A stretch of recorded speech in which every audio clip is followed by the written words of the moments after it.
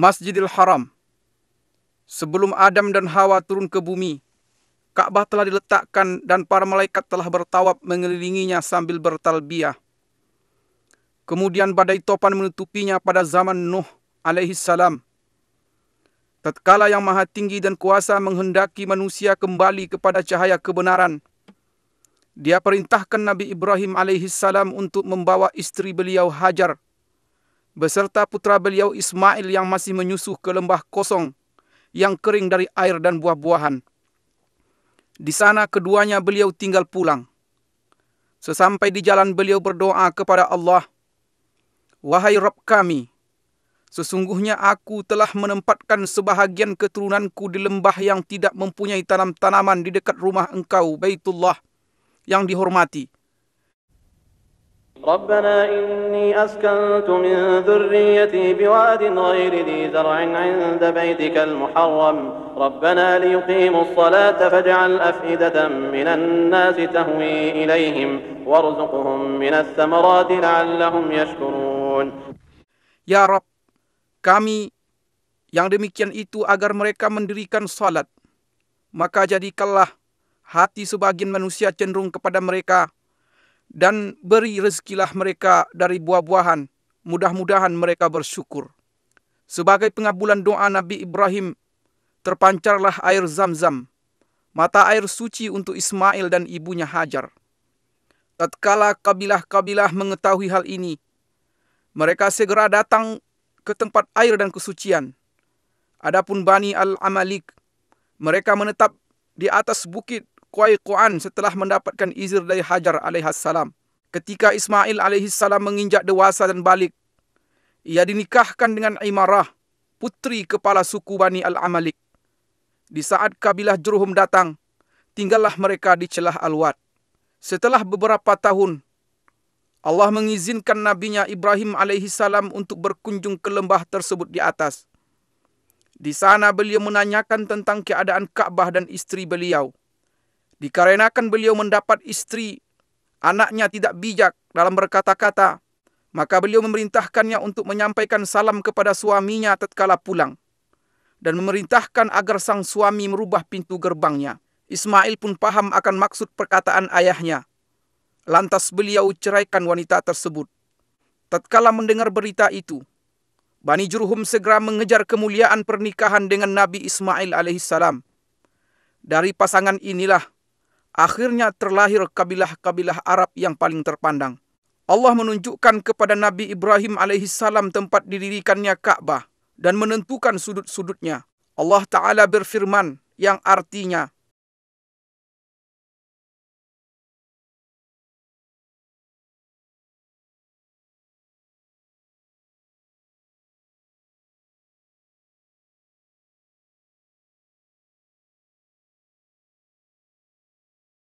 ketika kami memberikan tempat kepada Ibrahim di tempat Baitullah dengan mengatakan, "Janganlah kamu menyekutukan sesuatu pun dengan aku, dan sucikanlah rumahku ini bagi orang-orang yang tawaf, orang-orang yang beribadat, serta orang-orang yang ruku dan sujud."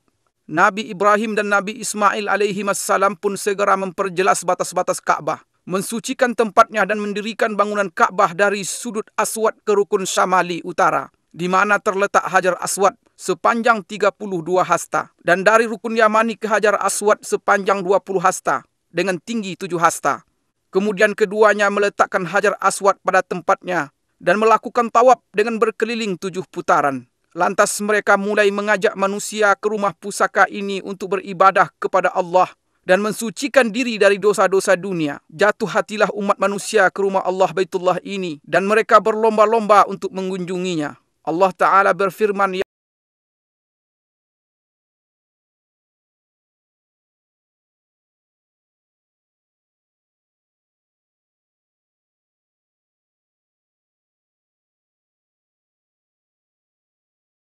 pada manusia untuk mengerjakan haji, niscaya mereka akan datang kepadamu dengan berjalan kaki dan mengendarai unta yang kurus yang datang dari segenap penjuru yang jauh. Kemudian Nabi Ismail alaihissalam terus mengurusi Baitullah hingga beliau meninggal. Sepeninggal beliau, secara turun-menurun kabilah Jurhum mengurusinya. sampai banjir bandang menjebol bendungan Ma'arif di negeri Sabak pada abad ketiga Masehi, sehingga menghancurkannya dan memaksa kabilah Asad dan Khuza'ah untuk hijrah ke arah utara. Khuza'ah menetap di Mekah setelah mengalahkan Bani Jurhum dan mengusir mereka darinya. Lantas Amru bin Luhai merubah agama Allah yang lurus dan menggantikannya dengan penyembahan patung dan berhala, serta mewajibkan orang-orang yang haji berkorban untuknya. Jadilah tawaf di Baitullah sekedar muka dan tasdiyah, yaitu tepuk tangan dan siulan. Keadaan ini terus berjalan sampai kedatangan Qusay bin Kilab bin Murrah, yang termasuk keturunan Nabi Ismail alaihissalam pada pertengahan abad ke-5 Masehi. Maka kepemimpinan dan pengurusan Mekah pun diserahkan kepadanya. Dengan inilah berawal era Quraisy dan tersebarlah marga-marga Quraisy di penjuru kota Mekah. Rumah-rumah dari tanah liat dan batu menggantikan rumah-rumah dari bulu-buluan. Qusay membuat batasan seluas lingkaran tawaf yang kita kenal sekarang, mendirikan Darun Nadwa dan mengizinkan orang-orang untuk mendirikan bangunan di sekelilingnya. Memberi minuman jamaah haji adalah suatu derajat tinggi dan kemuliaan yang pada saat yang sama merupakan sebuah pekerjaan yang berat dan memakan biaya. Karena sulitnya air di tanah Mekah, dan karena Zamzam belum lagi ditemukan setelah ditutup oleh Jurhum. Seiring dengan semakin banyaknya jemaah haji dan semakin bergairahnya roda perekonomian, masalah kurangnya air menjadi perhatian utama setiap orang yang memerintah Mekah setelah Qusay. Abdul Muttalib berpikir tentang sumur Zamzam yang banyak diriwayatkan dalam berbagai berita.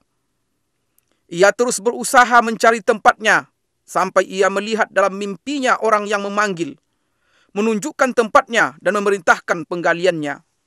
Maka Allah tunjukkan posisi sumur. Dan bersamaan dengan hal ini banyak kafilah haji dan dagang yang bersegera mendatanginya, sehingga Mekah pun menjadi Ummul Qura, artinya induk desa-desa, dan pusat perdagangan yang tak tertandingi. Mekah menjadi titik temu jalur perdagangan antara Yaman dan Habsyah, Ethiopia dan sekitarnya di sebelah selatan, Persia dan Romawi di sebelah utara, India di sebelah timur, Mesir dan Afrika di sebelah barat. Mekah seolah-olah bersiap diri untuk menyambut Nabi yang paling mulia dan misi terakhir para Nabi. Rasul pilihan sallallahu alaihi wasallam lahir pada tahun Gajah 571 Masehi. Beliau tumbuh dan besar di tanah Mekah di sekitar Baitullah. Masyarakat mengenal beliau dan beliau mengenal mereka. Mereka menaruh kepercayaan terhadap beliau dan berlomba-lomba untuk merebut hati, persahabatan dan kedekatan dengan beliau. Kemudian beliau menikahi Ummul Mukminin Khadijah radhiyallahu anha. Selang beberapa tahun, mulailah perjalanan risalah dan tauhid di depan Gua Hira. Lahirlah umat Islam dan turunlah wahyu. Dengan nama Allah yang Maha Pengasih lagi Maha Penyayang. Allah Ta'ala berfirman yang artinya,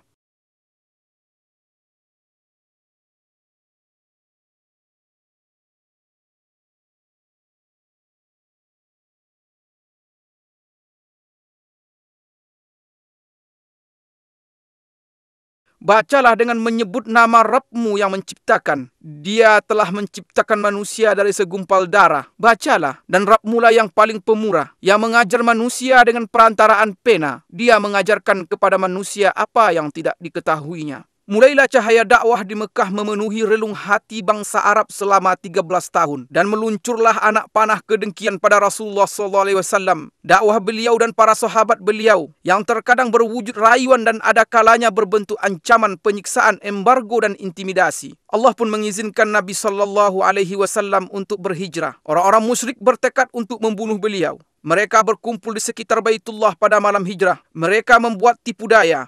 Namun Allah juga membuat tipu daya, dan Allah adalah sebaik-baik yang bertipu daya. Allah Subhanahu wa Ta'ala berfirman yang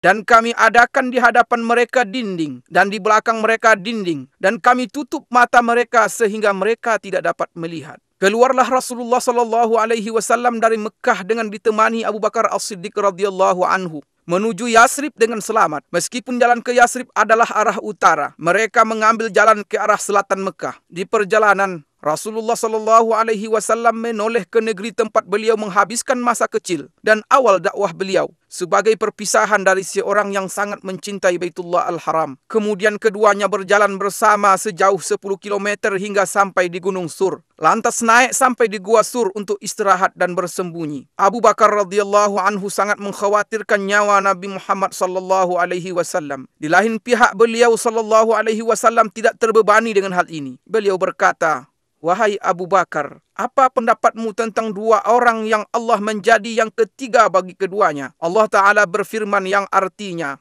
إلا تنصروه فقد نصره الله إذ أخرجه الذين كفروا ثاني اثنين إذ هما في الغار إذ يقول لصاحبه لا تحزن إن الله معنا. Jikalau tidak menolongnya, maka sesungguhnya Allah telah menolongnya, yaitu ketika orang-orang kafir musyrikin Mekah mengeluarkannya dari Mekah. Sedang dia salah seorang dari dua orang ketika keduanya berada dalam gua. Di waktu dia berkata kepada temannya, "Janganlah berduka cita, sesungguhnya Allah bersama kita." Wajah Rasulullah sallallahu alaihi wasallam menghilang dari Mekah selama 6 tahun. Akan tetapi kerinduan beliau kepada Baitullah tidak pernah hilang dari hati beliau walaupun sehari pun. Pada suatu hari di tahun 6 Hijriah, beliau keluar bersama 6.500 sahabat dengan maksud umrah. Binatang kurban mereka ada di depan mereka dan mereka tidak membawa senjata selain pedang. Tatkala Quraisy mengetahui kedatangan Rasulullah dan para sahabat beliau, mereka menghalangi dengan 200 pasukan berkuda untuk melarang rombongan Nabi SAW melakukan umrah dan ibadah. Maka Nabi SAW memerintahkan rombongan umrah untuk berputar haluan menuju celah Al-Murad, pintu masuk ke dataran Hudaybiyah di sebelah barat Mekah. Dengan demikian Khalid bin Walid dan pasukan berkudanya tidak bisa melakukan apa yang mereka inginkan. Kemudian Nabi SAW mengirimkan utusan kepada Quraisy untuk meminta agar diizinkan umrah.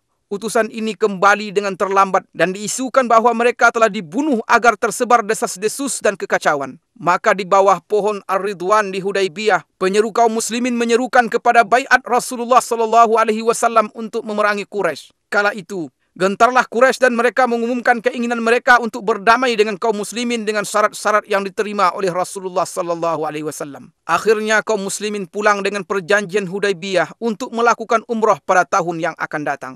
Pada tahun ke-8 Hijriah, Quraisy melanggar perjanjian. Maka Rasulullah SAW memerintahkan umat Islam untuk berangkat ke Mekah dalam 4 pasukan. 1 pasukan pembuka, 1 pasukan berputar dari arah bawah Mekah di sekitar Jabal Umar. Pasukan ketiga masuk dari arah barat melalui puncak Bukit Uaikan. Dan yang keempat berjalan sejajar dengan Jabal Hindi. Rasulullah SAW memerintahkan pemasangan bendera perang di perbatasan arah depan Masjidil Haram. Akan tetapi penaklukan Mekah berakhir tanpa perang dan Mekah pun kembali aman. Kembalilah para ahli ibadah melakukan rutinitasnya di Baitullah dan kembalilah generasi tauhid di Mekah. Patung dan berhala kesyirikan tumbang di segenap penjuru Mekah. Mulai saat itu Mekah masih terus merasakan nikmat bendera tauhid La ilaha illallah Muhammad Rasulullah. Kemudian dilakukan lagi pembatasan tanah haram Mekah sebagaimana telah dilakukan oleh Nabi Ibrahim alaihissalam atas petunjuk Jibril alaihissalam. Sampai saat ini batas-batas ini masih jelas ditandai dengan tanda yang tidak boleh dimasuki oleh selain Muslim. Batas-batas ini adalah 1. Tan'im yang terletak 6 km dari utara Mekah. 2. Wadi Nakhlah yang terletak di sebelah timur laut Mekah sejauh 14 km. 3. Adha letaknya 12 km dari arah selatan Mekah. 4. Sumaisi yang merupakan batas tanah haram di sebelah barat dan terpisah dari Mekah sejauh 15 km. Di dalam Al-Quranul Karim, Mekah Al-Mukarramah disebut di beberapa ayat dengan nama yang berbeda-beda. Di antara nama-nama ini adalah 1. Al-Baladul Haram, artinya tanah haram. Allah Subhanahu wa Ta'ala berfirman yang artinya, "Aku hanya diperintahkan untuk menyembah Rabb negeri ini, yang telah menjadikannya haram dan kepunyaannya lah segala sesuatu." 2. Ummul Qura, artinya induk desa-desa. Allah Subhanahu wa taala berfirman yang artinya, dan ini Al-Quran adalah kitab yang telah kami turunkan yang diberkahi, membenarkan kitab-kitab yang diturunkan sebelumnya, dan agar kamu memberi peringatan kepada penduduk Ummul Qura. Yang ketiga, Al-Baladul Amin, artinya kota yang aman. Allah Subhanahu wa taala berfirman yang artinya, demi buah tin dan buah zaitun, dan demi bukit Sinai, dan demi bukit Sinai, dan demi kota Mekah ini yang aman. Yang keempat, Ma'ad, artinya tempat kembali. Allah Subhanahu wa taala berfirman yang artinya, sesungguhnya yang mewajibkan atasmu melaksanakan hukum-hukum Al-Quran benar-benar akan mengembalikan kamu ke tempat kembali. Yang kelima, Mekah. Allah Subhanahu wa taala berfirman yang artinya, dan dialah yang menahan tangan mereka dari membinasakan kamu dan menahan tangan kamu dari membinasakan mereka di tengah kota Mekah. Yang keenam, Bakkah. Allah Subhanahu wa taala berfirman yang artinya, sesungguhnya rumah yang mula-mula dibangun untuk tempat beribadah manusia ialah Baitullah yang di Bakkah, yang diberkahi dan menjadi petunjuk bagi semua manusia. Mekah pada awal era Saudi adalah percontohan untuk seni penataan kota di mana gang-gangnya yang sempit bertemu di Masjidil Haram, yang merupakan jantung dan ruhnya. Orang yang memperhatikan bisa dengan mudah menemukan pengaruh faktor cuaca terhadap penampilan Mekah Al-Mukarramah, dan bentuknya yang sesuai dengan bentuk lembah serta lereng gunung yang berdiri di atasnya, yang merupakan perpanjangan dari lembah Ibrahim, Tua, Fatah, dan bagian atas dari Wadi Muhassir. Kemudian, hubungan langsung antara cuaca dan arsitektur bangunan di Mekah tampak dengan jelas. Udara Mekah panas dan kering di sebagian besar musim. Derajat panasnya berkisar antara 30 hingga 45 derajat. Karenanya, jalan-jalan dibuat sempit meskipun gedung-gedungnya menjulang tinggi, agar orang-orang bisa berlindung di balik bayang-bayangnya sepanjang hari.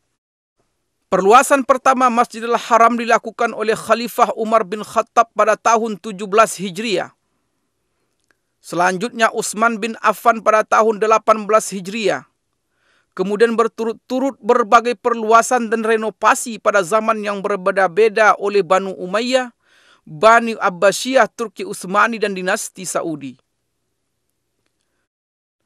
Perluasan Saudi yang diumumkan oleh Raja Abdul Aziz Al Saud pada tahun 1368 Hijriah adalah peristiwa terpenting selama ini, karena berlangsung selama 20 tahun dan luas Masjidil Haram bertambah menjadi 160.000 meter persegi setelah sebelumnya tidak melebihi 19.000 meter persegi. Masjid terdiri dari 2 lantai yang dilapisi marmer luar dalam. Semua bagian perluasan Turki Utsmani yang lama direnovasi dan disatukan dengan perluasan yang baru. Lingkaran tawaf diperluas sebesar 300% dari luasnya yang lama dan dilapisi dengan marmer putih yang tidak menyerap panas. Pintu-pintu masuk sumur Zam-Zam dipindahkan dan pintu Ka'bah yang mulia diganti dengan pintu berlapiskan emas murni yang beratnya mencapai 286 kg. Perluasan juga mencakup Mas'a di antara Safa dan Marwah yang dibangun 2 tingkat. Pelayan 2 tanah haram Raja Fahad bin Abdul Aziz menambahkan beberapa tambahan penting dalam perluasan ini, yang mencakup pembangunan 6 jembatan di Mas'a dan sejumlah tangga listrik bergerak yang digunakan untuk naik ke tingkat atas. Juga perbaikan bagian atas masjid agar bisa digunakan untuk solat dalam keadaan darurat. Pada masa ini, di mana jumlah umat Islam mencapai 1 miliar jiwa dan transportasi begitu mudah bagi jutaan di antara mereka, perluasan Masjidil Haram dan Masjid Nabawi memiliki arti penting yang tidak ada tandingannya sepanjang sejarah. Perluasan yang dilakukan pelayan 2 tanah haram Raja Fahad bin Abdul Aziz adalah jawaban langsung dalam menyambut jumlah jamaah haji yang terus bertambah. Maka pada tanggal 2 Safar 1409 Hijriah, pelayan 2 tanah haram meletakkan batu pertama proyek perluasan Masjidil Haram di Mekah Al-Mukarramah dengan anggaran sebesar 6,8 miliar rial Saudi dan mencakup halaman Suq Saghir, yaitu pasar kecil di sebelah barat masjid. Desainnya dibuat melengkapi masjid yang sekarang dari segi eksterior dan bentuk arsitektur secara umum. Bangunan perluasan ini meliputi 1 pintu gerbang utama, 14 pintu kecil ditambah pintu-pintu masuk yang ada sekarang. Juga 2 buah menara setinggi 180 meter yang desainnya menyerupai 7 menara yang lain. Ditambah lagi pembangunan 2 bangunan untuk eskalator, 1 di arah selatan dan 1 lagi di utara, untuk memudahkan jemaah haji dan jemaah salat. Halaman yang mengelilingi Masjidil Haram disiapkan sedemikian rupa dan berlantaikan marmer putih yang memantulkan panas. Dengan demikian Masjidil Haram bisa memuat hampir 1 juta orang. Pemandangan Masjidil Haram pada 10 hari terakhir bulan Ramadan tidak tertandingi oleh pemandangan sepanjang tahun. Karena pada saat itu ada salat tarawih dan tahajud, di mana tangan-tangan menengadah dengan khusyuk. Hati-hati yang penuh harap dan air mata yang tertumpahkan, semua mengharap ampunan Tuhan. Allah Subhanahu wa Ta'ala berfirman yang artinya, dan siapa lagi yang mengampuni dosa selain Allah?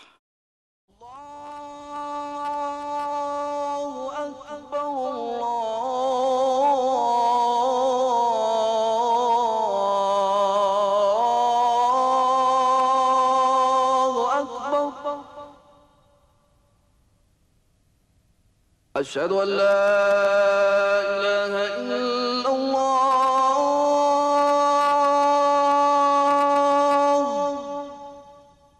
Masjidil Aqsa. Sejarah tempat ini adalah cerita bersambung 5.000 tahun sejak ditinggali oleh kaum Yabus.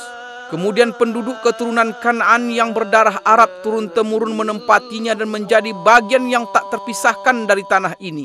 Di sini mereka menemukan ketenangan dan keamanan. Mereka pun menganugerahi tempat ini peradaban dan seni. Dan tempat ini membalas dengan aliran kebaikan dan barakah seolah-olah seperti pohon zaitun yang merupakan simbol cinta dan anugerah. Sepanjang masa ini, kota ini telah mengalami lebih dari 25 peperangan yang semuanya bisa dilewati. Dan kota ini beserta penduduknya yang baik tetap bertahan dan menjadi simbol sejarah serta peradaban manusia. Kota ini berbeda dari kota-kota yang lain. Disinilah jembatan yang menghubungkan bumi dengan langit pada malam Isra dan Mi'rajnya. Disinilah sungai yang mengalir dari kesucian dan cahaya terang di hati para pencinta yang menjatuhkan bayangannya di atas bebatuan, tempat tinggal dan nama-nama. Dan sejak malam itu, yaitu malam Isra dan Mi'raj, kota ini menjadi kiblat pertama kaum muslimin. Mereka menghadap ke arahnya dengan hati mereka sebelum melihatnya dengan mata. Ia telah menetap di sanubari umat Islam sebelum mereka tinggal di dalamnya. Maka bangkitlah suatu kerinduan untuk selalu bersama. Di sini dan dari Gunung Al-Mukabbir di tahun 636 Masehi, Khalifah Umar bin Khattab melontarkan takbir bersejarahnya, di mana terlihat oleh beliau bahwa kunci kota suci ini diserahkan dan manusia seluruhnya menerima isi surat perjanjian Umar. Sejarah masih terus teruji dengan panasnya rangkaian peristiwa, dan kota suci ini pada masa Islam mengalami puncak kemajuannya dalam peradaban dan peran kemanusiaan. Bagaimana tidak? Sedangkan penakluknya yang pertama, Nabi Muhammad SAW bersabda, "Satu golongan dari umatku akan terus berada di atas kebenaran. Mereka menang dan unggul atas musuh-musuh mereka. Orang yang menyelisihi mereka tidak membahayakan mereka. Tidak pula kesusahan menimpa mereka sampai datang kepada mereka perkara Allah," artinya kematian. Sedangkan mereka dalam keadaan seperti itu. Para sahabat bertanya, "Di manakah mereka wahai Rasulullah?" Beliau menjawab, "Di Baitul Maqdis dan sekitarnya."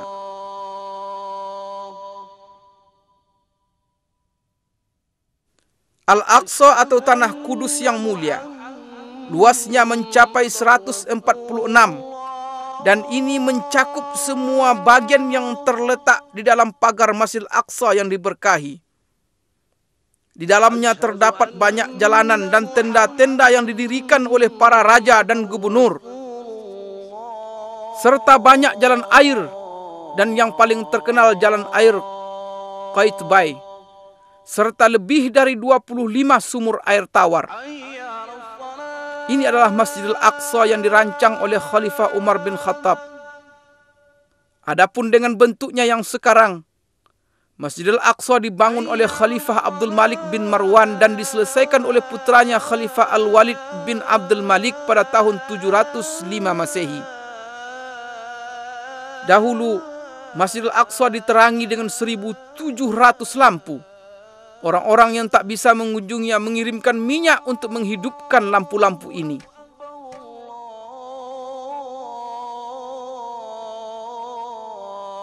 Di tempat ini terdapat kubah-kubah indah yang mendunia, yaitu Masjid Qubbatus Sakhra yang disepakati oleh semua ahli sejarah sebagai bangunan paling indah di atas muka bumi. Pembangunannya diawasi oleh dua insinyur Palestina, Raja bin Haya dari Baisan dan Yazid bin Salam dari Al-Qudus, Yerusalem pada tahun 691 Masehi di masa pemerintahan Khalifah Abdul Malik bin Marwan. Dan tangan-tangan terampil telah mengukir surat Yasin yang merupakan jantung Al-Quran di jantung Palestina yang terus berdetak dengan tauhid sepanjang zaman.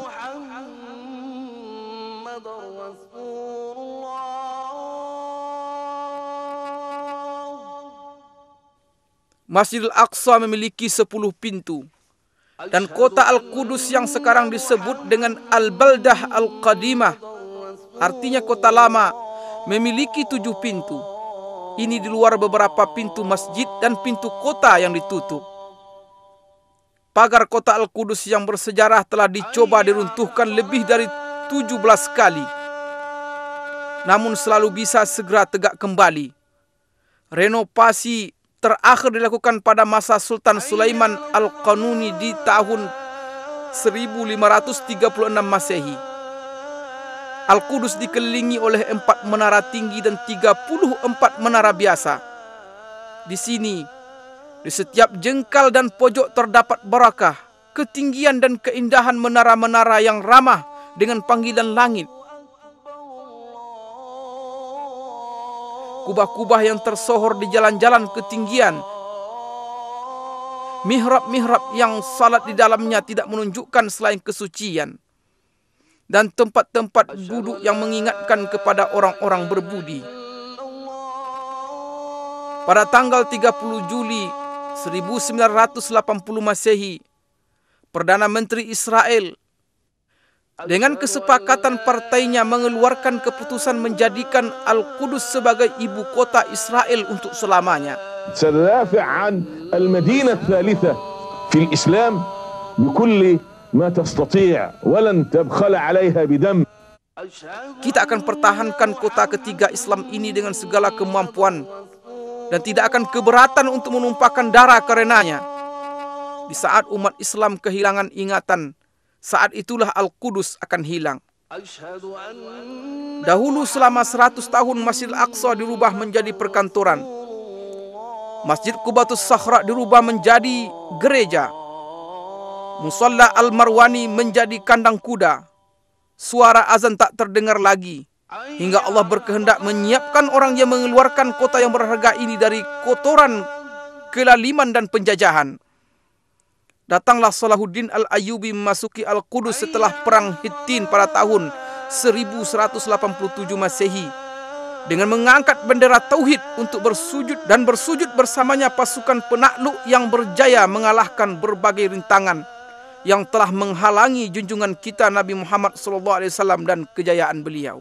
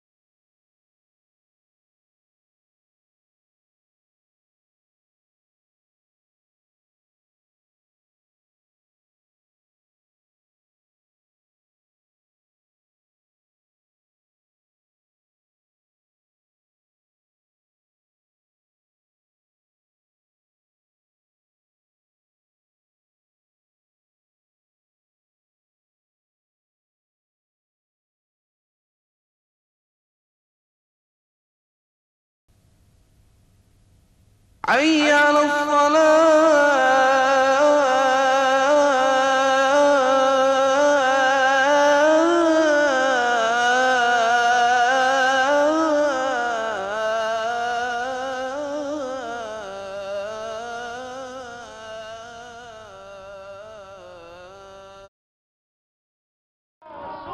Kota Madinah di antara sejarah dan kemajuan.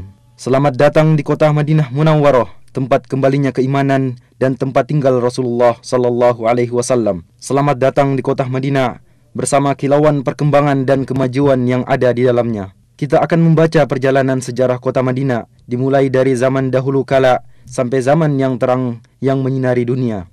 Nun jauh di sana, di masa generasi keempat dari keturunan Rasulullah Nuh alaihi salam, sebuah gerombolan dari negeri Babil keluar untuk mencari tempat pemukiman baru, yang pada akhirnya mereka mendapatkan sebuah lahan subur yang terlindung oleh gunung-gunung dan bebatuan gunung berapi yang ada di sekitarnya. Kemudian mereka menetap di tempat itu. Kemudian mereka membangun sebuah perkampungan kecil yang dinamakan dengan nama pemimpin mereka, Yathrib.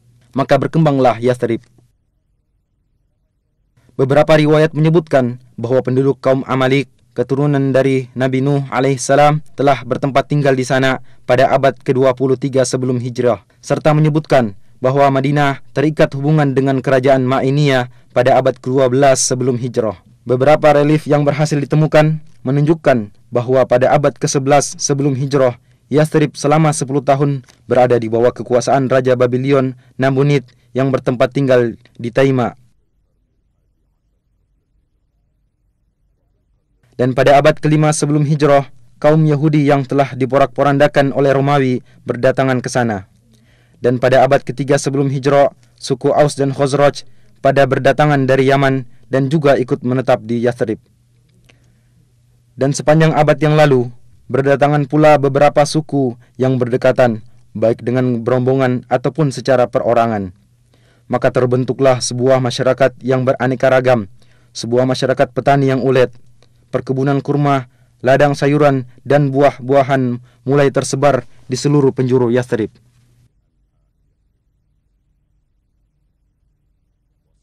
Sehingga kafilah-kafilah dagang yang berpindah-pindah antara negeri Syam dan Yaman singgah di sana untuk membekali diri dengan airnya yang jernih dan kurmanya yang istimewa, serta untuk melakukan tukar-menukar barang dagangan dengan penduduknya. Dan pada tahun 120 sebelum hijrah terjadi sebuah peperangan antara suku Aus dan Khazraj yang semua itu tidak lepas dari muslihat dan tipu daya kaum Yahudi. Peperangan yang terjadi berkali-kali yang dikobarkan oleh rasa iri dan dendam menjadikan kehidupan menjadi kacau dan menyebabkan kebanyakan orang merasa jemu dengan keadaan yang ada, sehingga mereka dengan penuh rasa sabar menunggu terjadinya sebuah perubahan. Benih jalan keluar dan perubahan mulai muncul pada tahun ketiga sebelum hijrah, ketika pada musim haji beberapa orang dari suku Khazraj bertemu dengan Rasulullah sallallahu alaihi wasallam. Kemudian beliau sallallahu alaihi wasallam mendakwai mereka untuk memeluk agama Islam dan membacakan beberapa ayat-ayat Al-Qur'an kepada mereka. Akhirnya sebagian mereka mengatakan kepada sebagian yang lainnya, "Wahai kaumku, ketahuilah demi Allah, sungguh dia adalah nabi yang dijanjikan oleh orang-orang Yahudi dan jangan sampai mereka mendahului kalian kepadanya." Kemudian mereka berkata kepada Rasulullah sallallahu alaihi wasallam, "Kami tinggalkan kaum kami dan di antara mereka sedang terjadi permusuhan dan perpecahan yang sangat dahsyat. Mudah-mudahan Allah Subhanahu wa taala denganmu mempersatukan mereka." Kemudian mereka kembali ke kota Yathrib dalam keadaan beriman. Pada tahun berikutnya, 10 orang dari suku Khazraj dan 2 orang dari suku Aus berjumpa dengan Rasulullah sallallahu alaihi wasallam. Kemudian mereka menyatakan keislaman dan membaiat Rasulullah baiat Aqabah pertama. Rasulullah sallallahu alaihi wasallam mengutus Mus'ab ibnu Umair bersama mereka untuk mendakwai penduduk Yathrib, baik di rumah-rumah mereka atau di perkebunan untuk memeluk agama Islam. Dan akhirnya berkat usahanya sebagian mereka mendapatkan hidayah, di antaranya sebagian pemimpin suku Aus dan Khazraj. Pada musim haji berikutnya, 70 orang berangkat menemui Rasulullah sallallahu alaihi wasallam untuk membaiat beliau pada baiat Aqabah kedua. Mereka mengajak Rasulullah sallallahu alaihi wasallam dan para sahabatnya untuk berhijrah dari Mekkah ke Madinah untuk bersama-sama membangun masyarakat Islam pertama. Kemudian kaum muslimin mulai berhijrah menuju kota Madinah. Berikutnya Rasulullah sallallahu alaihi wasallam dan sahabatnya Abu Bakar As-Siddiq berangkat berhijrah, yang mana beliau bagaikan bulan purnama yang datang menerangi kota Madinah.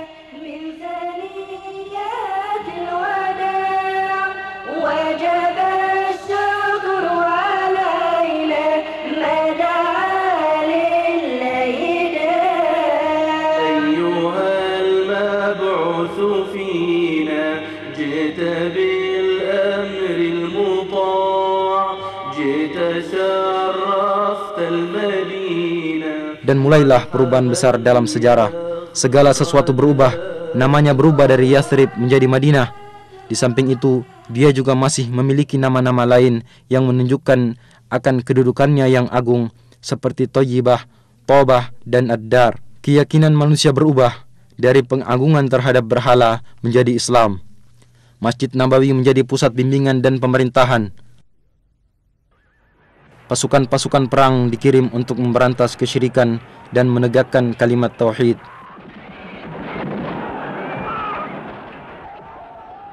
Pada tahun kedua Hijriah, di tempat sejauh 160 km dari kota Madinah, terjadi perang Badar. Kaum musyrikin berhasil dikalahkan, bahkan pembesar dan pemimpin mereka terbunuh, sehingga menimbulkan niat dari mereka untuk membalas dendam. Dan pada bulan Syawal tahun ketiga Hijriah, mereka menuju ke kota Madinah. Kedua belah pihak bertempur di bawah gunung Uhud. Kaum muslimin berperang dengan gagah berani. 70 orang dari mereka gugur syahid, di antaranya Hamzah paman Rasulullah sallallahu alaihi wasallam, dan akhirnya kaum musyrikin mundur dan kembali ke kota Mekkah. Dan pengiriman pasukan dan peperangan yang terus-menerus menyebabkan kaum musyrikin tersakiti, sehingga suku Quraisy bersekutu dengan suku musyrikin lainnya, dan pada tahun kelima Hijriah mereka kembali berangkat menuju ke kota Madinah dengan harapan mampu menghancurkan masyarakat Islam.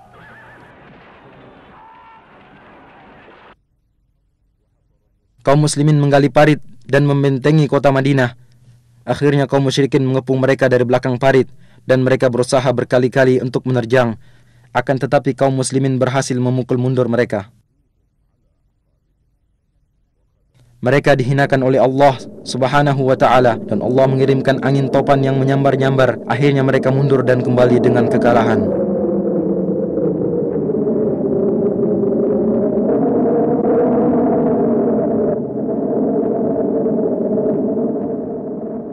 Sepanjang masa Nabi sallallahu alaihi wasallam, kemudian zaman Khulafaur Rasyidin, Madinah merupakan ibu kota negara Islam yang luas. Kaum muslimin datang berduyun-duyun ke kota Madinah untuk bertemu dengan Rasulullah sallallahu alaihi wasallam dan para Khulafaur Rasyidin setelah beliau, serta menunaikan solat di Masjid Nabawi.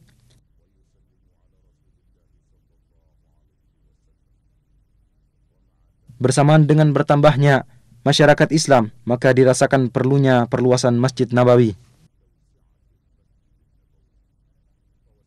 Pada tahun ke-7 Hijriah, Rasulullah sallallahu alaihi wasallam melakukan perluasan masjid untuk pertama kalinya. Kemudian pada tahun ke-17 Hijriah, Khalifah Umar ibn Khattab melakukan perluasan dengan merenovasi bangunan seperti bentuknya semula.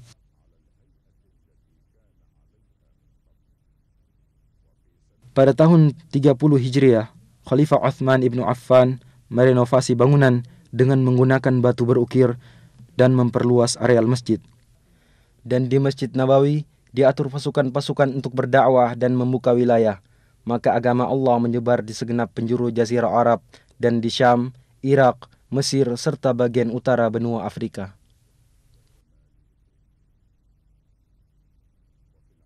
Di zaman Umawi, pemerintahan dipindahkan ke kota Damaskus, dan bersamanya pindah pula lah denyut kehidupan politik dan gejolaknya. Madinah telah menjadi sebuah wilayah pemerintahan yang tenang. Ladang dan perkebunan semakin banyak, sampai-sampai terlihat di sekitar Wadi Aqiq tiada lagi tempat untuk bangunan.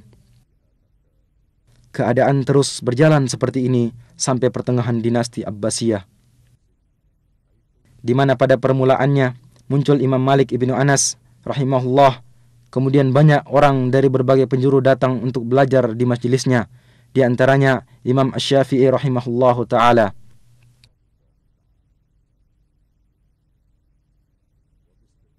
Dengan pengecualian fitnah dan gejolak yang terjadi pada abad pertama dan kedua, Madinah adalah sebuah kota yang tentram dan penuh dengan nuansa ilmu.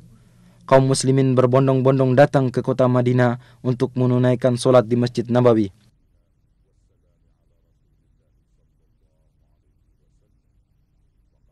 Khalifah Al-Mahdi memerintahkan agar diadakan perluasan Masjid Nabawi dan mempertahankan bangunan lama.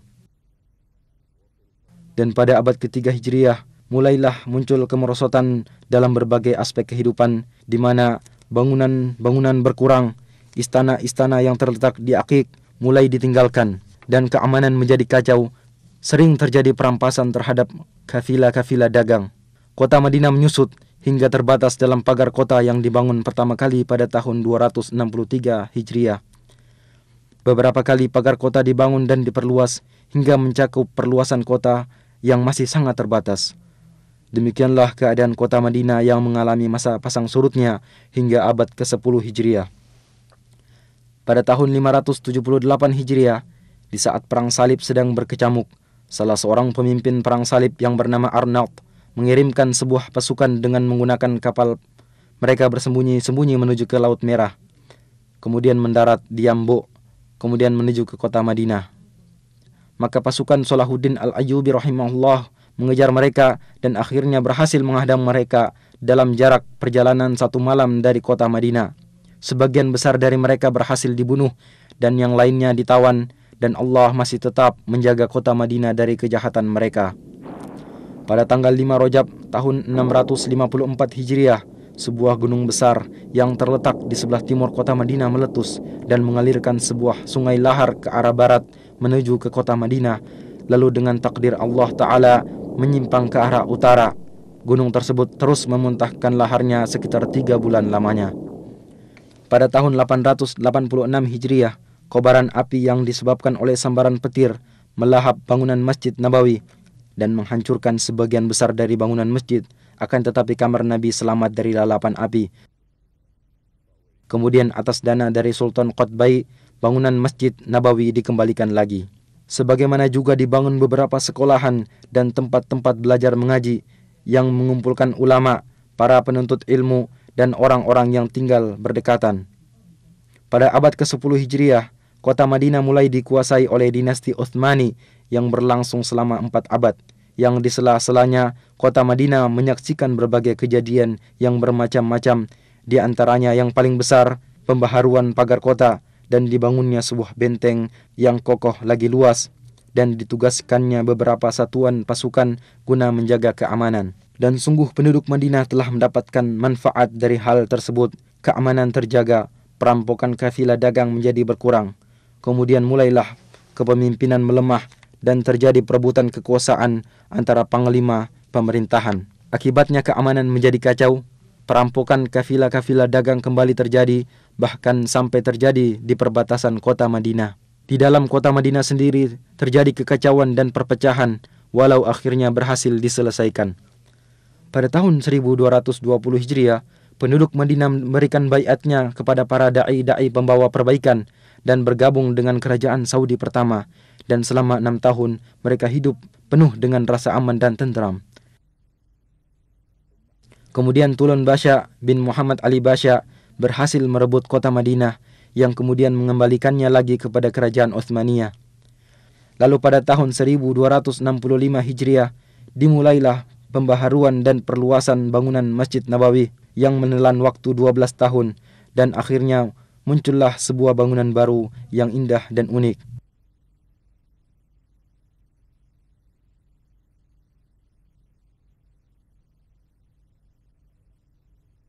Pada tahun 1318 Hijriah, kota Madinah dihubungkan dengan kota Istanbul melalui sebuah stasiun radio yang besar dan kuat, serta mampu berhubungan dengan stasiun-stasiun radio lainnya. Dan pada tahun 1326 Hijriah, selesai dibangun jalur rel kereta api yang membentang dari kota Damaskus sampai ke kota Madinah, sehingga mengakibatkan terjadinya perubahan besar dalam kehidupan ekonomi, sosial, dan pembangunan. Jumlah penduduk meningkat dari 10.000 menjadi 80.000. Kegiatan dagang berkembang pesat dan kekayaan melimpah.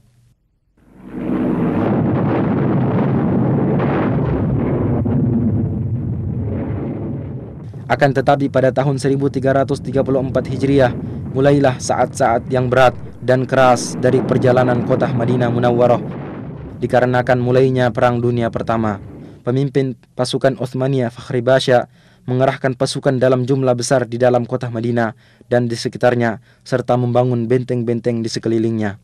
Pasukan Asy-Syarif Hussein beserta sekutunya mengadakan perlawanan guna menguasai kota Madinah dan membujuk penduduk Madinah untuk keluar dari Madinah, dan sebagian besar dari yang tersisa dipaksa untuk berhijrah, sehingga rumah-rumah dan perkampungan menjadi kosong dari penghuninya. Selama 3 tahun, orang-orang yang masih menetap tinggal di dalamnya diblokade, sehingga mereka mengalami kelaparan dan kekurangan pangan. Penderitaan ini berhenti dengan runtuhnya dinasti Utsmaniyah dan keluarnya pasukan Utsmaniyah dari kota Madinah pada tahun 1337 Hijriah. Dan orang-orang Bani Hashim menerima tampuk kepemimpinan atas kota Madinah.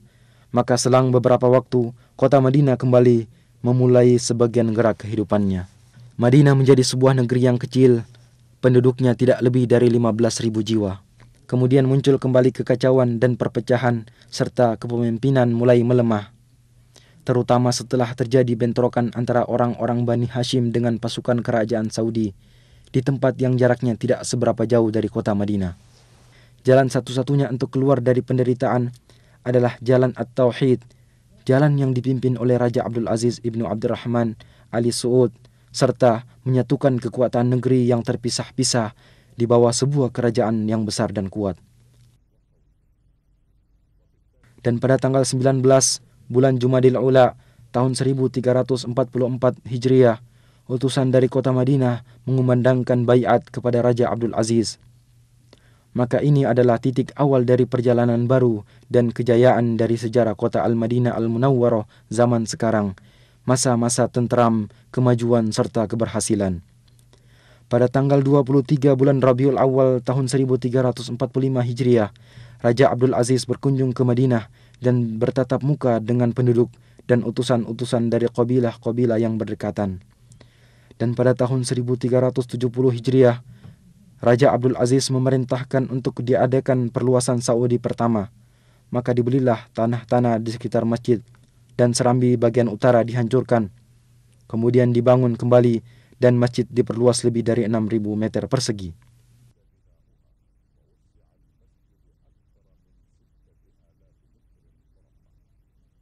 Maka tampillah sebuah bangunan baru lagi indah yang serambinya menampung ribuan jamaah solat.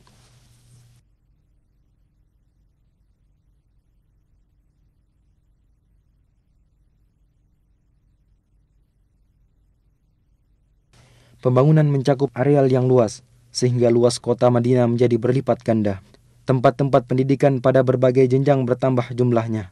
Dan pada tahun 1381 Hijriah, dibukalah Universitas Islam Madinah dan mulai menerima anak-anak berbagai negeri Islam dalam jumlah yang cukup banyak guna belajar ilmu-ilmu Islam dan bahasa Arab di sana. Sebagaimana dibukanya cabang-cabang dan fakultas-fakultas di bawah Universitas Raja Abdul Aziz dan Universitas Islam Raja Muhammad Ibnu Saud. Dan di Madinah diterbitkan sebuah majalah untuk pengetahuan umum yang bernama Al-Manhal. Kemudian diikuti oleh harian Al-Madinah Al-Munawwarah dan gerakan menuju pengetahuan umum berkembang pesat. Pada 10 tahun pertama dari abad ke-15 Hijriah, Madinah mengalami perubahan kemajuan yang sangat besar pada segala aspek. Khadimul Haramain Asy-Syarifain Raja Fahd memerintahkan untuk dibentuk sebuah tim khusus yang terdiri dari beberapa menteri guna pembangunan dan pengembangan kota Madinah. Maka pada saat-saat itulah pembangunan mengalami loncatan pesat dan dimulailah proyek-proyek besar, dan di antara yang paling penting, proyek perluasan Masjid Nabawi dan proyek pengembangan pusat perkotaan.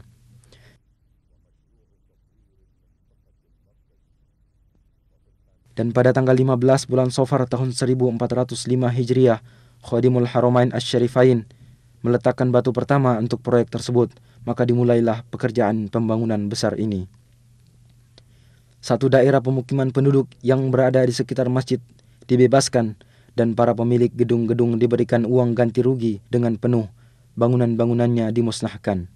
Lalu mulailah penggalian pondasi yang dalam dan pemancangan tiang-tiang besar, yang akhirnya sedikit demi sedikit pembangunan masjid ini dapat diselesaikan. Selama 9 tahun, pekerjaan berjalan siang dan malam, tanpa harus mengganggu pelaksanaan ibadah solat di Masjid Nabawi tersebut. Dan bimbingan serta pengawasan dari Pangeran Abdul Majid Ibnu Abdul Aziz, Gubernur Madinah, memiliki peranan besar dalam pelaksanaan proyek ini secara mendetail. Akhirnya pembangunan selesai dan diresmikan oleh Khadimul Haramain Raja Fahad Ibnu Abdul Aziz pada tahun 1414 Hijriah. Bentuk pembangunan baru ini adalah dengan memperluas bangunan lama sebesar 73.000 meter persegi. Adapun atapnya dirancang sedemikian rupa agar serambi dan ruangannya mampu menampung ribuan jamaah solat. Kemudian di bawah pelataran dibangunlah tempat parkir bagi kendaraan yang mampu menampung 5.000 kendaraan roda 4. Dan di tempat yang terletak sejauh 7 km dari masjid juga dibangun sebuah pusat pendingin udara, di mana melalui pipa besar udara dingin dihantarkan ke Masjid Nabawi. Sungguh Masjid Nabawi telah menjadi sebuah bangunan yang istimewa, di mana di dalamnya para peziarah akan menikmati saat-saat beribadah yang tenang dan menyenangkan. ذلك فضل الله يؤتيه من يشاء والله ذو الفضل العظيم. Sebuah proyek besar lain, yaitu proyek pengembangan pusat kota, mengiringi perluasan Masjid Nabawi ini. Proyek ini dirancang dengan cermat dan terpadu, dan luasnya mencakup 2,5 juta meter persegi, separuhnya untuk bangunan dan separuh lainnya untuk pertamanan, jalan, trotoar, kuburan baki, dan tempat-tempat pelayanan. Dan dengan cepat telah bermunculan pula komplek-komplek besar untuk perumahan dan pertokoan yang masing-masing bangunan terdiri dari ratusan apartemen dan kamar penginapan serta ratusan pertokoan yang dibangun dengan desain terbaru. Demikianlah seakan-akan sebuah kota yang dibangun dengan rancangan arsitek dan peralatan modern mengitari Masjid Nabawi. Setiap orang akan merasakan kehidupan yang menyenangkan dan pelayanan yang lengkap.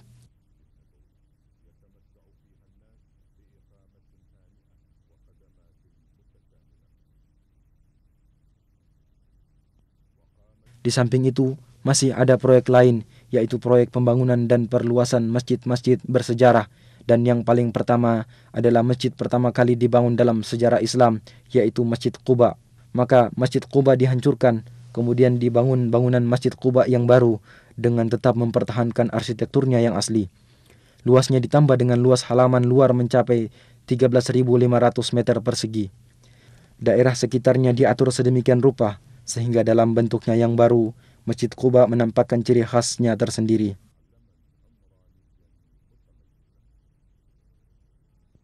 مسجد أسس على التقوى من أول يوم أحق أن تقوم فيه رجال يحبون أن يتطهروا والله يحب المطهرين. Dan di pintu gerbang masuk kota Madinah, tepatnya di daerah Dzul Khulaifah, terletak sebuah masjid kecil tua dan bersejarah, yaitu Masjid Miqat, tempat orang yang hendak haji atau umroh berihram. Khadimul Haramain Asy-Syarifain memerintahkan agar masjid tersebut diperbaharui dan diperluas. Maka dibangunlah masjid tersebut agar menjadi tempat ibadah sekaligus terminal yang lengkap bagi orang-orang yang hendak bepergian keluar kota Madinah.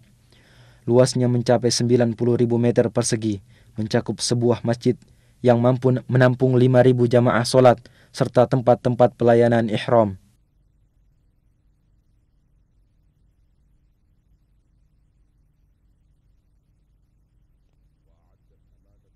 Dinas Tata Kota Madinah membuat perencanaan kota yang membagi kota atas 3 lapis lingkaran.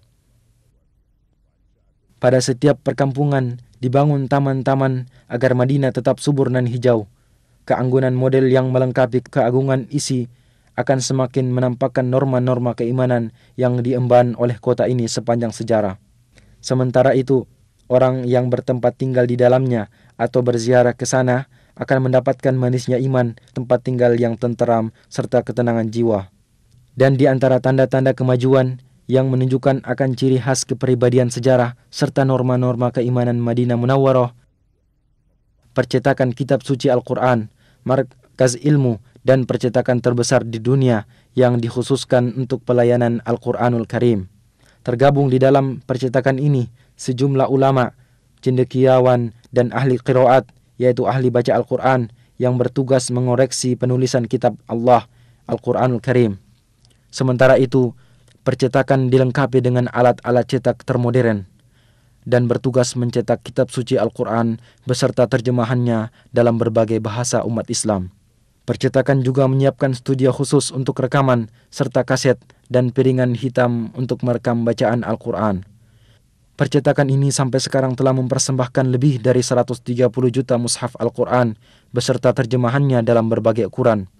Sebagaimana telah mempersembahkan berjuta-juta kaset rekaman bacaan Al-Quran yang berbeda-beda serta membagikannya ke segala penjuru dunia dalam rangka mengemban misi pertama Islam yang dibawa oleh Al-Madinah Al-Munawwarah pada zaman Nabi, serta agar mengingatkan kita akan tugas agung yang diemban oleh sahabat di zaman Abu Bakar As-Siddiq, kemudian Uthman ibn Affan radhiyallahu anhuma, yaitu pengumpulan Al-Quran Karim serta penyatuan naskah dan penulisannya serta membagikannya kepada masyarakat Islam waktu itu.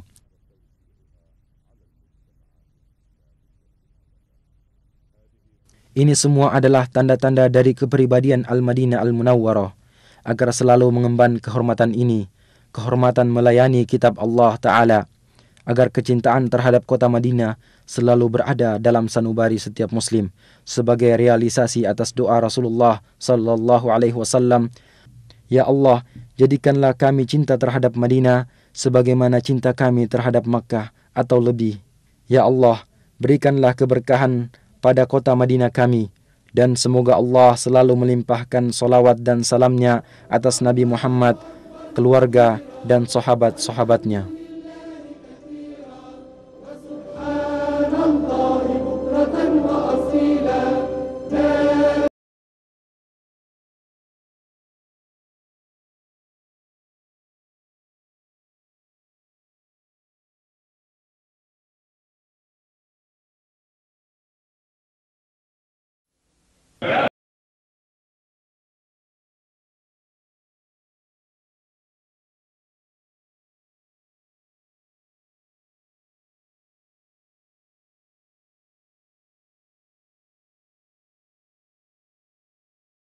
yang telah menanamkan kecintaan kepada hamba-hambanya untuk menunaikan ibadah haji dan umroh, untuk melipat gandakan pahala mereka dan menghapuskan dosa-dosa mereka. Salawat dan salam kita tujukan kepada baginda Rasulullah Sallallahu Alaihi Wasallam, para keluarganya dan para sahabatnya yang mulia. Sebagaimana Allah telah memberi limpahan rahmat kepada manusia, Allah juga mensyariatkan ibadah haji ke rumahnya yang mulia di hari-hari yang telah ditentukan. Mereka berdatangan dari seluruh penjuru dunia menuju tempat yang paling mulia, dan Allah telah menjadikan ibadah haji sebagai rukun Islam kelima bagi siapa yang mampu melaksanakannya. Demikian pula Allah Subhanahu wa Ta'ala telah mensyariatkan ibadah umroh ke rumahnya yang mulia tanpa ada batasan waktu, untuk memudahkan manusia agar mereka sering mendatangi Ka'bah untuk beribadah dan berdoa memohon ampunan dosa. Saudaraku yang sedang mempersiapkan diri menunaikan ibadah haji dan umroh, marilah kita fahami hukum-hukum, syarat, rukun dan wajib haji serta umroh agar kita mendapat pahala kesempurnaan menuju umroh yang makbul dan haji yang mabrur. Hukum umroh menurut Imam Hanafi dan Maliki, hukum umroh adalah sunnah muakkad sekali seumur hidup. Namun, menurut Imam Syafi'i dan Hambali, hukumnya adalah wajib satu kali dalam seumur hidup, kecuali bagi penduduk Mekah. Mereka tidak wajib melaksanakannya. Keutamaan ibadah umroh. Umroh adalah ibadah yang paling utama dan paling tinggi nilai pahalanya, serta paling banyak menghapuskan dosa. Di dalam Al-Quran, Allah Subhanahu wa Ta'ala telah memerintahkan kepada kita untuk menyempurnakan pelaksanaannya. Allah berfirman, "Wa atimul hajja wal umrata lillah," dan sempurnakanlah olehmu ibadah haji dan umroh karena Allah. Rasulullah Shallallahu Alaihi Wasallam bersabda, dari satu umroh ke umroh berikutnya merupakan penghapus dosa yang terjadi antara keduanya, dan haji yang mabrur itu tak ada balasannya kecuali surga. Diriwayatkan dari Abdullah bin Mas'ud, beliau berkata, Rasulullah Shallallahu Alaihi Wasallam bersabda, sertakanlah antara haji dan umroh, sesungguhnya keduanya dapat menghilangkan kefakiran dan dosa sebagaimana hilangnya karat dari besi, emas, dan perak. Hadis riwayat At-Tirmizi. Diriwayatkan dari Abi Hurairah radhiyallahu anhu, beliau bersabda, barang siapa yang mendatangi rumah ini, artinya Ka'bah, dan dia tidak melakukan perbuatan-perbuatan yang tidak baik serta tidak pula berbuat fasik, niscaya dia kembali bersih dari dosa sebagaimana hari ketika ia dilahirkan oleh ibunya. Hadis riwayat Bukhari dan Muslim. Dan juga diriwayatkan dari Abi Hurairah radhiyallahu anhu, sesungguhnya Rasulullah Shallallahu Alaihi Wasallam bersabda, para jamaah haji dan umroh itu adalah tamu-tamu Allah, maka apabila mereka berdoa, niscaya Allah kabulkan, dan apabila mereka memohon ampun, niscaya akan diampuni. Hadis riwayat Bukhari dan Muslim. Diriwayatkan dari Umar radhiyallahu anhu berkata, Nabi Shallallahu Alaihi Wasallam bersabda, sertakanlah antara haji dan umroh, sesungguhnya menyertakan keduanya dapat menambah umur, menghilangkan kefakiran dan dosa sebagaimana hilangnya karat dari besi, emas, dan perak. Hadis riwayat Baihaqi. Diriwayatkan dari Abi Hurairah radhiyallahu anhu, sesungguhnya Rasulullah Shallallahu Alaihi Wasallam bersabda, barang siapa keluar untuk melakukan ibadah umroh, kemudian dia meninggal dunia, maka Allah tuliskan baginya pahala orang yang berumroh sampai hari kiamat. Hadis riwayat Abu Ya'la. Ada beberapa hadis yang diriwayatkan tentang keutamaan umroh di bulan Ramadan, antara lain yang diriwayatkan oleh Ibnu Abbas radhiyallahu anhu. Sesungguhnya Rasulullah Shallallahu Alaihi Wasallam telah bersabda, ibadah umroh di bulan Ramadan sama nilainya dengan ibadah haji bersamaku. Hadis riwayat Bukhari dan Muslim.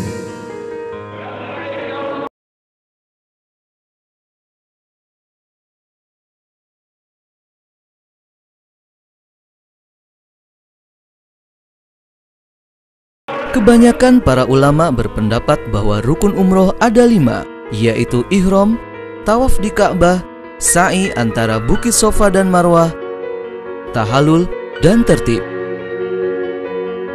Ihram artinya berniat melaksanakan umroh, diikuti bertalbiyah. Bagi yang melaksanakan umroh, hendaknya mempersiapkan diri dengan membersihkan diri, antara lain menggunting kuku, mandi seperti mandi junub, bersuci, pakai wangi-wangian di badan, kemudian melakukan sholat ihram 2 rakaat. Kain ihram untuk laki-laki terdiri dari 2 helai kain yang tidak berjahit, utamanya berwarna putih. 1 helai untuk disarungkan dan helai yang lain dipergunakan untuk menutup pundak atau selendang. Adapun pakaian ihram untuk wanita adalah mukena sholat, utamanya berwarna putih dan tidak menutup muka dan tidak menggunakan kaos tangan. Larangan-larangan ihram. Apabila seseorang yang umroh telah berniat umroh, maka wajib baginya menjauhi larangan-larangan ihram yang terbagi dalam 3 macam. Pertama, larangan yang khusus bagi laki-laki, yaitu memakai pakaian yang berjahit atau yang membentuk tubuh, atau sebagian anggota tubuh seperti kaos kaki, menutup kepala dan muka, dan memakai sepatu yang menutup mata kaki. Kedua, larangan khusus untuk wanita, yaitu menutup muka dengan sesuatu yang melekat dengan kulitnya, dan memakai 2 sarung tangan. Ketiga, larangan untuk laki-laki dan wanita, yaitu tidak jidal, rafas, dan pusuk, tidak memakai harum-haruman, tidak membunuh binatang buruan, tidak berjima atau senggama, tidak mencabut atau mencukur rambut, tidak menggunting kuku, dan tidak merusak tanaman. Apabila niat ihram dilakukan setelah sholat fardu, maka dia tidak perlu lagi melakukan sholat sunnah ihram 2 rakaat. Setelah itu, memasang niat umroh. Labbaik Allahumma umratan, nawaitul umrata, wa ahramtu biha lillahi ta'ala. Artinya, aku penuhi panggilan-Mu ya Allah untuk beribadah umroh. Lalu diikuti dengan talbiyah. Labbaik Allahumma labbaik, labbaik la syarika laka labbaik, innal hamda wan ni'mata laka wal mulk la syarika.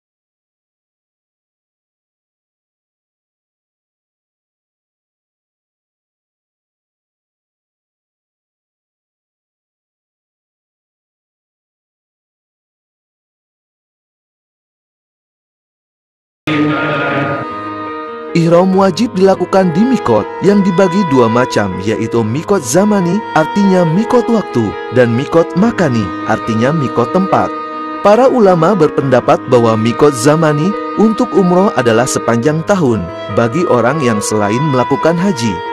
Maka siapa saja boleh berihram dan melakukan umroh sepanjang tahun. Sedangkan Imam Hanafi berpendapat umroh itu makruh tahrim jika dilakukan pada hari Arafah dan 3 hari sesudahnya. Dasarnya adalah perkataan Aisyah radhiyallahu anha, umroh itu diperbolehkan sepanjang tahun kecuali 4 hari, yaitu Arafah, Idul Adha, dan 2 hari setelahnya. Adapun untuk mikot makani, maka manusia dibagi dalam 3 kelompok. Pertama, afaqih, yaitu orang yang tinggalnya di luar kawasan mikot. Apabila ia ingin melaksanakan umroh, maka tidak boleh melewati mikotnya, kecuali dalam keadaan ihram. Rasulullah Shallallahu Alaihi Wasallam telah menetapkan mikot bagi penduduk masing-masing wilayah. Diriwayatkan dari Ibnu Abbas radhiyallahu anhu, Rasulullah Shallallahu Alaihi Wasallam telah menetapkan mikot untuk penduduk Madinah di Zulkhulaifah yang kini dikenal dengan Masjid Bir Ali.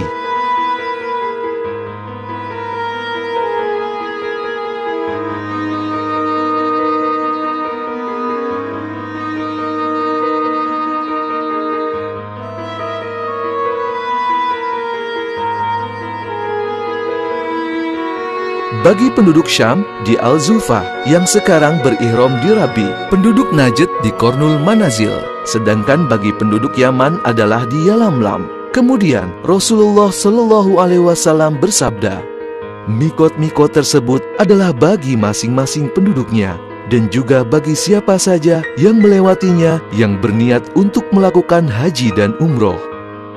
Yang kedua, mikoti, yaitu orang yang tinggalnya di kawasan mikot atau yang searah dengannya atau daerah setelah mikot sampai ke daerah Mekah, tapi masih di luar kawasan tanah haram.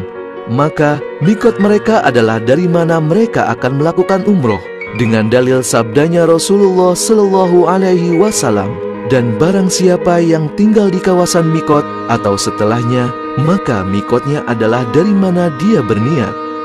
Ketiga, haromi, yaitu orang yang tinggal di kawasan tanah haram Mekah, maka mikot mereka adalah luar daerah tanah haram. Apabila mereka ingin melakukan ibadah umroh, sebaiknya mereka pergi keluar tanah haram, walaupun hanya 1 langkah, dan dari sana mereka berniat ihram untuk umroh. Dalilnya adalah hadis Rasulullah Shallallahu Alaihi Wasallam yang diriwayatkan oleh Aisyah radhiyallahu anha. Beliau berkata, "Hai Rasulullah, apakah kamu berangkat melaksanakan haji dan umroh? Padahal aku berangkat melaksanakan haji saja." Lalu Rasulullah Shallallahu Alaihi Wasallam memerintahkan Abdurrahman bin Abu Bakar untuk mengantarkan Aisyah ke Tan'im dan melaksanakan umroh dari sana setelah melakukan haji di bulan Zulhijjah. Hadis riwayat Bukhari dan Muslim.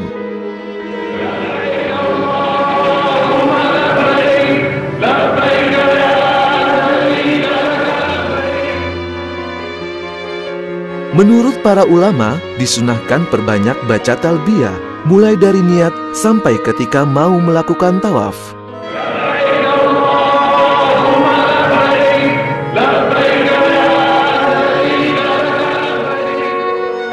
Tawaf.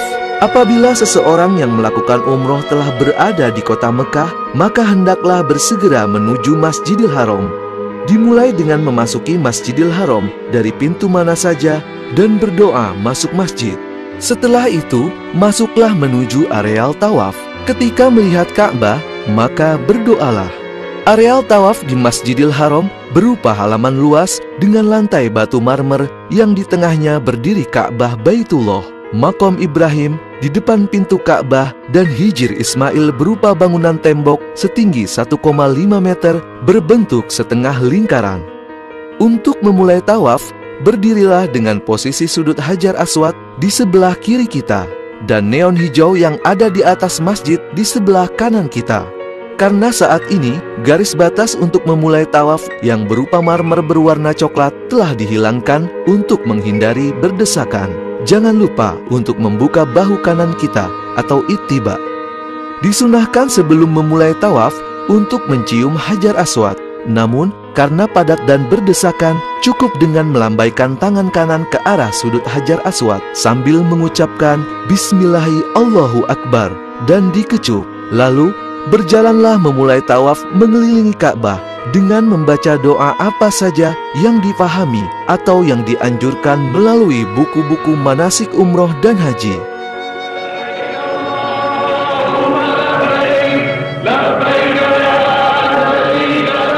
Ketika mencapai rukun Yamani, yaitu sudut sebelum sudut Hajar Aswad, berikan isyarat dengan melambaikan tangan kanan dan ucapkan Bismillahi Allahu Akbar tanpa dikecup. Dilanjutkan dengan doa Rabbana atina fid dunya hasanah wa fil akhirati hasanah wa qina adzabannar.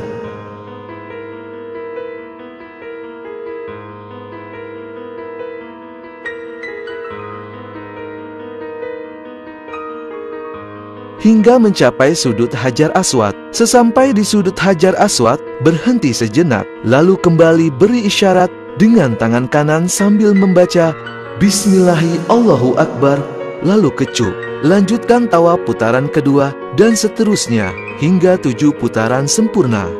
Jika di tengah perjalanan tawaf kita batal wudu, maka berhentilah dan ingat di putaran berapa kita terakhir tawaf. Maka berwudulah dan lanjutkan kembali tawaf di mana tempat terakhir kita batal wudu untuk menyempurnakan 7 putaran.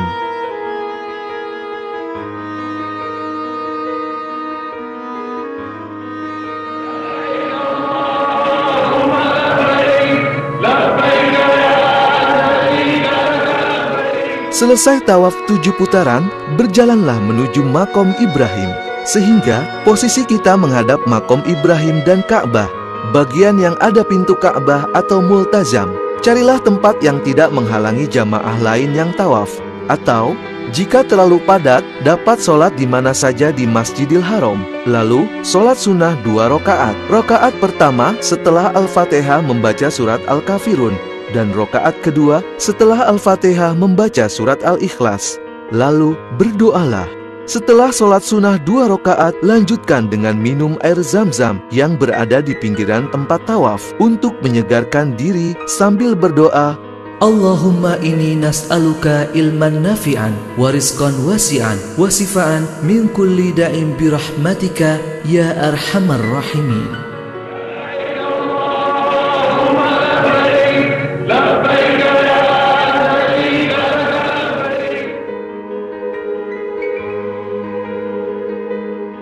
Sa'i, berjalanlah menuju Bukit Sofa untuk memulai sa'i. Ketika naik ke Bukit Sofa, baca doa Bismillahirrahmanirrahim. Abda'u bima bada'allahu bih wa rasuluh. Inna as-safa wal marwata min sya'airillah.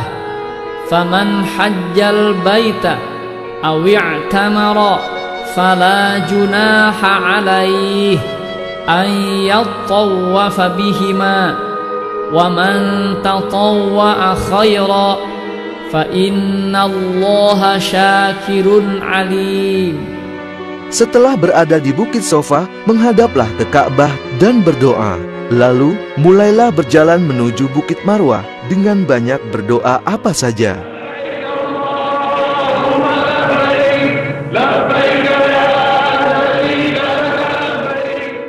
Ketika tiba di antara 2 lampu atau pilar hijau, maka berlari kecil sambil membaca doa. Rabbighfir warham wa'fu wa takarram wa tajawaz amma ta'lamu innaka ta'lamu ma la na'lam innaka antallahul a'azzul akram. Bagi wanita cukup berjalan cepat saja.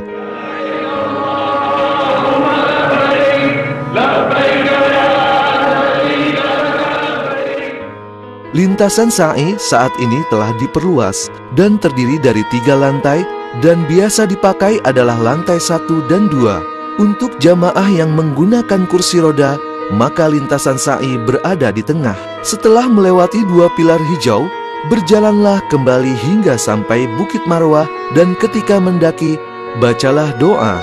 Inna Safa wal Marwata min sya'airillah faman hajjal baita aw i'tamara fala junaha alaih an yatawafa bihima wa man tatawwa'a khairan fa innallaha syakirun alim. Ketika di atas Bukit Marwah, bacalah tuntunan doa yang ada atau doa yang lain yang dipahami. Dari Safa ke Marwah terhitung 1 putaran, dan dari Marwah ke Safa 2 putaran, sehingga putaran ke-7 akan berakhir di Bukit Marwah. Dianjurkan ketika melakukan sa'i dalam keadaan bersuci atau berwudu. Namun, jika batal di tengah-tengah melaksanakannya, maka tidak mengapa. Selesaikan sa'i hingga 7 putaran.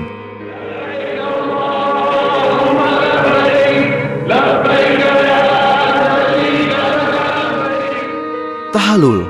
Selesai melakukan sa'i 7 putaran, maka rangkaian ibadah umroh diakhiri dengan tahallul, ditandai dengan menggunting rambut, minimal 3 helai bagi laki-laki dan 1 ruas jari bagi wanita. Dan Rasulullah Shallallahu Alaihi Wasallam memerintahkan digundul bagi laki-laki.